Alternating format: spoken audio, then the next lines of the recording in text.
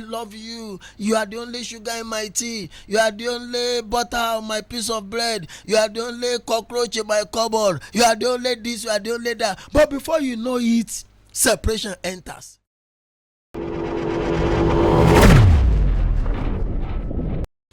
Number 4 indicator of a failing marriage: spending longer hours to engage in church and religious activities instead of coming back home to relax with your spouse. Pastors, church leaders, deacons, elders, and church officers are most guilty of this. When a pastor spends all his time in the church, all his time counseling, talking with people, visiting church members, and the time he has to fall back home to relax with the family is not there, and by the time he finally comes back home, he's tired, weak, and stressed out. There is no longer room for communication, no longer room for recreation with the wife. There is problem. And I've seen women too who use the church as an excuse to run away from home. They attend all manners, every meeting, Monday, Tuesday, Wednesday, Thursday, Friday, Saturday, Sunday. They are there. Am I saying it is a sin to attend church programs? No. Am I saying it is a sin to be committed and dedicated in the church? No. But do you know, at times, sir, we may have it happening that a spouse is dodging or is trying to avoid the other spouse and is now using that time to stick to church activities. There is what I call intimacy substitute. Anytime there is a gap between a couple, something will come in that will fill up that gap. There are so many intimacy substitutes. I will bring that up in another teaching in this series under Kingdom Couples.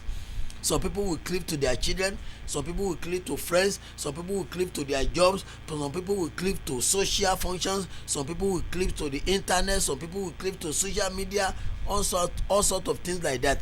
We usually have intimacy substitute. So when you use church activities as substitute for the time you should have with your spouse, then that marriage is experiencing problem.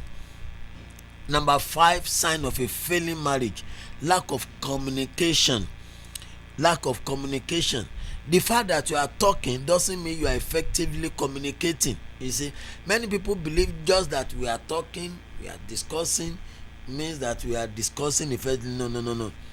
Merely talking is not the same as effective communication, and I will treat that under the next point. So when you hardly talk to each other, and when you do, your discussions doesn't center on affectionate and romantic issues. You are not saying things like I love you. You are not saying things like I admire you. You are not saying things, oh, you are looking beautiful, you are looking charming. But all you discuss is routine issues like payment of rent, payment of children's school fees, purchase of foodstuff. There is problem. That marriage is dry. That relationship is dry. Number 6, lack of positive communication. You are communicating, but the communication is not positive. You don't say things like I love you, you look nice, thank you, I'm sorry, please. But you say things like I regret marrying you. You are an idiot. You are a fool. You don't have sense. I will soon divorce you. I will soon pack out of this house. Why did I even marry you in the first place? Oh, you are troubling me. You are making life difficult for me. You have come again. Abi. Olori buruku e otu today. When that is the level of your communication, that marriage is going to break very soon. Bro, do something about it. I've itemized 6 things.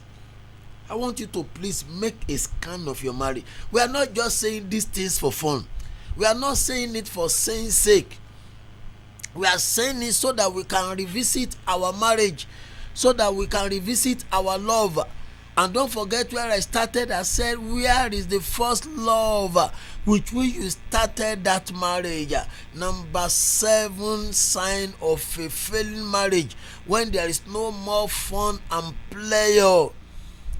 Both of you no longer create time to play and you have pleasure together. You don't enjoy laughing and having jokes together. Something that you should use to crack jokes and you laugh over it, it suddenly becomes a serious issue. You frown your face, say, what do you mean? No, don't bring that, I don't want that. No, stop that. If that is a plane, no, I don't want to. That marriage has problem. When there is no indoor or outdoor recreation, you can't play with each other, you can't crack jokes with each other, there is problem. Number 8 sign of a failing marriage: when there is no more respect for each other. You disregard each other and you easily embarrass each other, and you always seek to revenge. You seek to bite that person. Revenge has replaced love and forgiveness.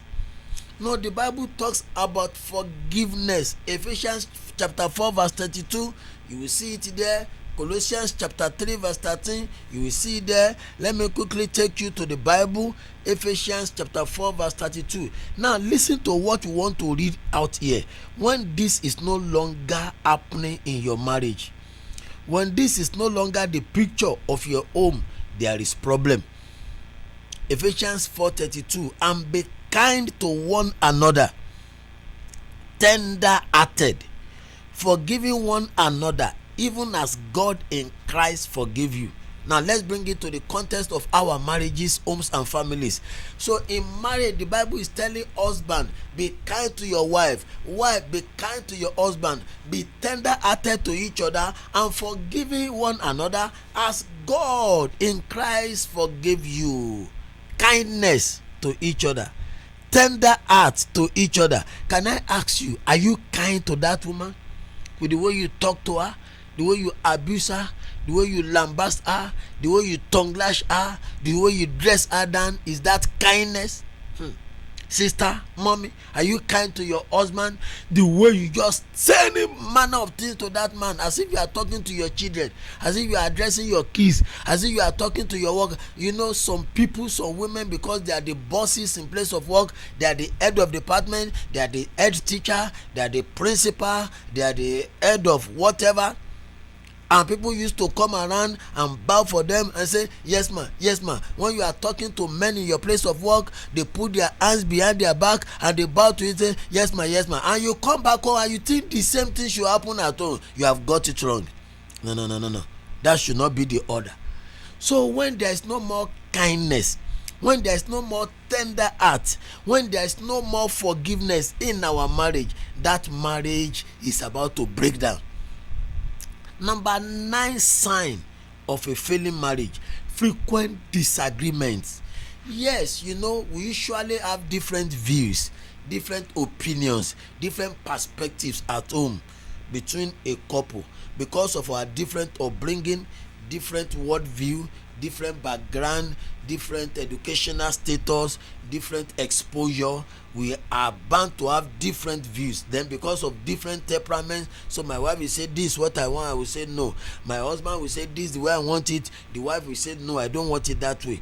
But the differences are not the problem. Different opinions, different perspectives are not the problem. You must be able to synergize, you harmonize your views, you bring them together, you shed one, you take up one, you compromise. Okay, we'll go with your opinion, we'll go with your suggestion. But when disagreements become frequent, you disagree on almost everything.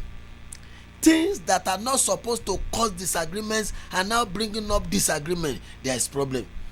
Disagree on payment of bill, disagreement on when to eat and what not to eat, you disagree on when to go out, you disagree on the issue of children, you disagree on the issue of sex, you disagree on financial issues, you disagree on habits, you disagree on friends, you disagree on your in-laws, you disagree about third parties. No common ground, nothing to agree upon every time, and you are always try to be at the edge. By the time the person is going, says, I beg, don't bring that today. You are always suspicious of your spouse, thinking that whenever he or she says a thing, she's not sincere, and you want to stop it immediately. No, that marriage is witnessing problem.